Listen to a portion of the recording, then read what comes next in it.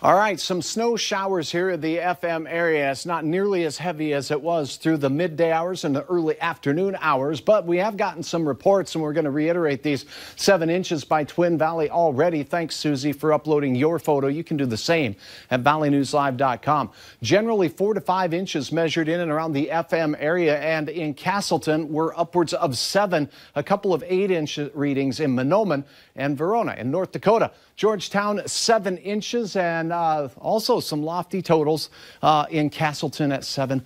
2.5 inches at Itasca a little earlier. Now, as we go through the overnight hours, we'll continue to see more snowfall. Winter storm warning, that's in effect through the overnight hours. But as we approach morning, the blizzard warning here in the Southern Valley goes into effect, as we could see some winds that'll be very gusty out there. That's all to be followed up by mighty cold air.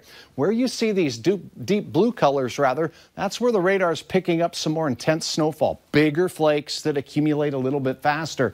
Not as heavy as it was earlier, but as we take a look at the wider picture, we can see Grand Forks County seeing some showers pushing up in towards Walsh County, all the way out towards Jamestown, and just to your west, a band of snow as well. But the main core here stretches from Ellendale through the FM area and points north toward Bemidji, but then cuts off Devil's Lake Basin. Hardly anything going on there but the cold, as we have snow, a lot of it that's going to continue to track to the north and to the east as we go through the overnight hours, and it's going to last for several hours, so several more inches are on the docket. So for the rest of our evening, we've already got the 3 to 6 inches as we're talking about, with a few a little bit more than that.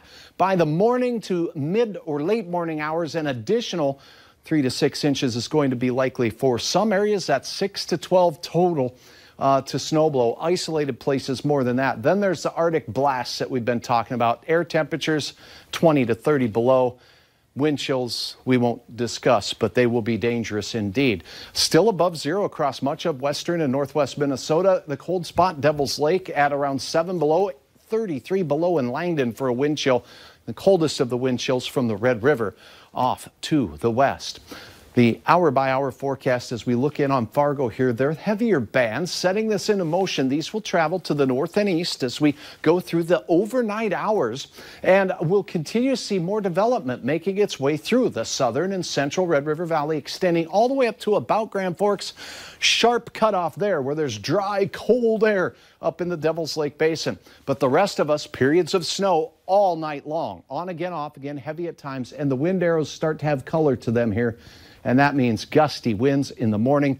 Blizzard conditions will be likely at times, not for everybody, but for some of us here in the Southern Valley, particularly in open country. Then the wind really does increase for almost all of us as we go through our day.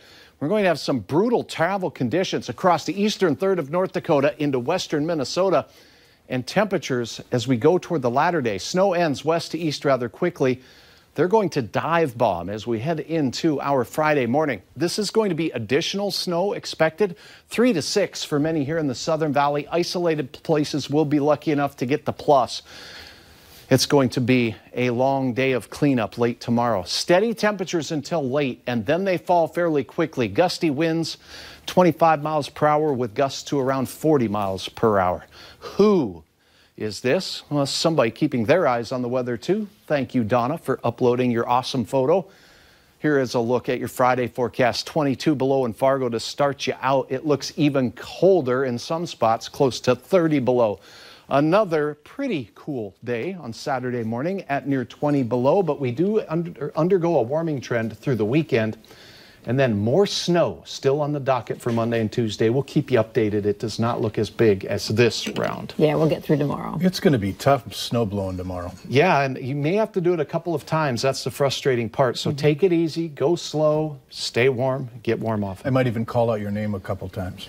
I've already heard it a few times, what? believe it or not. I won't keep a low profile.